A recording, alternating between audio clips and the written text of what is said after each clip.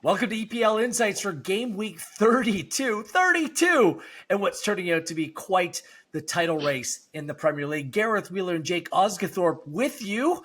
The title race right now, about as clear as mud. Have you been able to make any sense of what's playing out, Jake? And who you might tip to being the favorite at present time?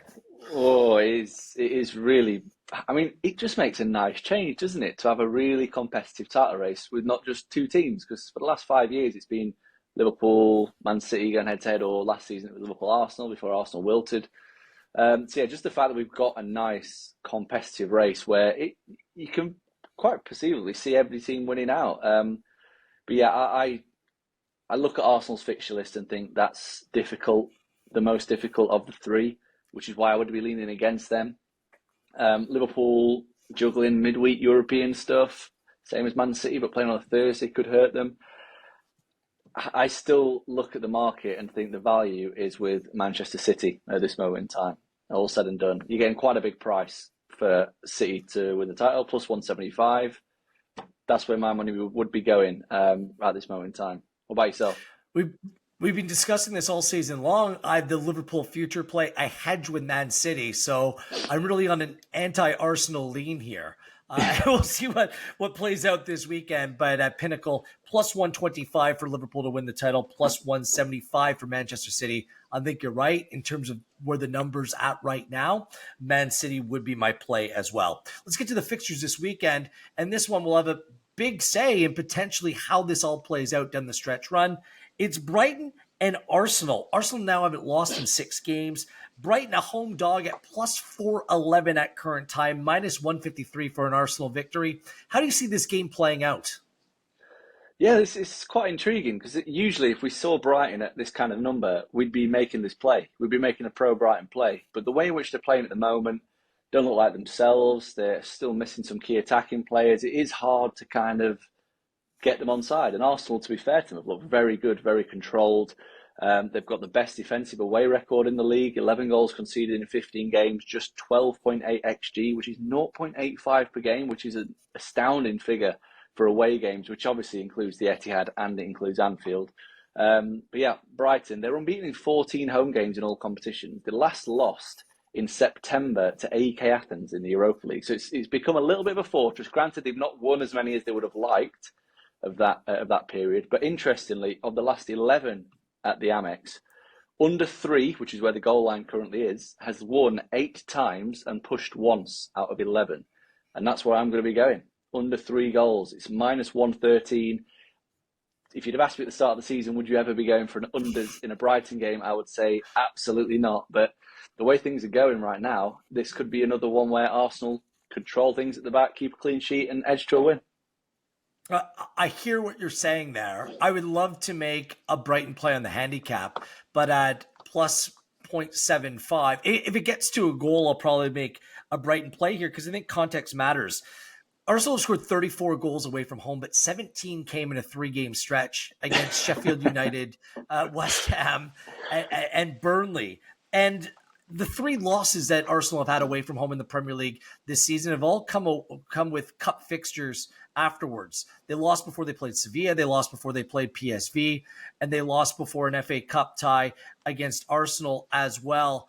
That game that's looming upcoming this week against Bayern Munich is simply huge. Yes, the title race is massive as well, but like you said, Brighton have only lost 1 game at home this season. Does Arteta actually risk Saka for this game, knowing that Bayern Munich is straight ahead? And they've been competitive there as well, 2-2-1 in the last 5 games at the Amex. Look, it's been gone over 2.5 and 4 of 5. I think that Brighton needs to play more attacking football in this game. I don't think they have anything to lose. I'm going both teams to score in the over. It's my Brighton play over 2.5 at plus 101 in this game. So it's another old-fashioned Wheeler versus Osgathorpe, Gareth versus Jake matchup at the Amex this weekend.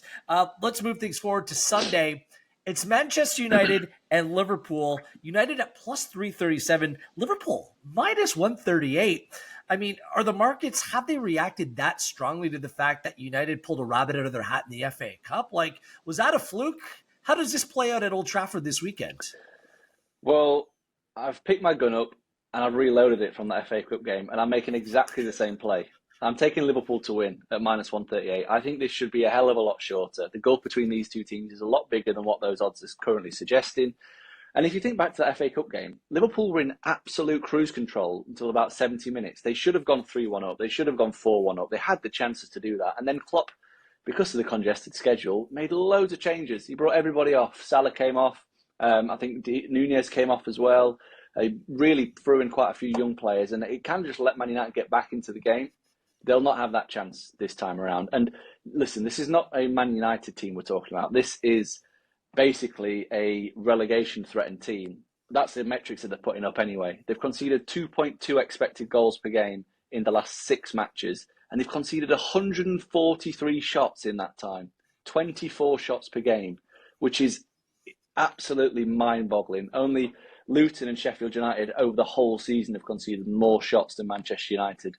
And yeah, I think this is going to go the same way. I think Liverpool will get in front, but this time they don't take the foot off the gas. They go for the kill because they are, at the moment in time, they are the front runners in the league. You know, we're recording this before they play Sheffield United on Thursday. We're fully expecting to win that. It's in their hands. If they win out, they win the title. Simple as. They won't take the foot off the gas. They'll win this game. -138, Liverpool win. I think I'm going to one-up you on this one because I think they win, but I think both teams to score in this game is a good play as well. At +178 to combine that, both teams to score and a Liverpool win. Liverpool haven't had a clean sheet in their last 5 games, and they're far from vintage away from home this season. Both teams to score have actually played in their last 5 games, and they've gone over 2.5 in 4 of their last 5 as well. You mentioned about Manchester United. They've conceded 20 or more shots in a game 11 times this season. And you did the per game data, but they have an expected goals against them this season in the Premier League of 53.31 according to Understat. But they've only given up 40 goals. But you can't play that way against Liverpool. I'm sorry. And head-to-head, the data's there. I mean, they've gone over 2.5 in 8 of their last 9 games as well. So I'll back the goals in this game. It won't be as hectic or frantic, or I think as close as it was in the FA Cup tie. But we both have a pro Liverpool play in this one.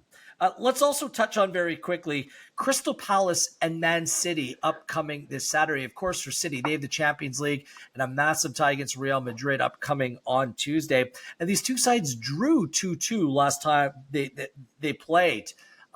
Is there a bet to be made in this game? Because it seems like these games against Palace for City, they very rarely come straight forward, especially at Selhurst Park.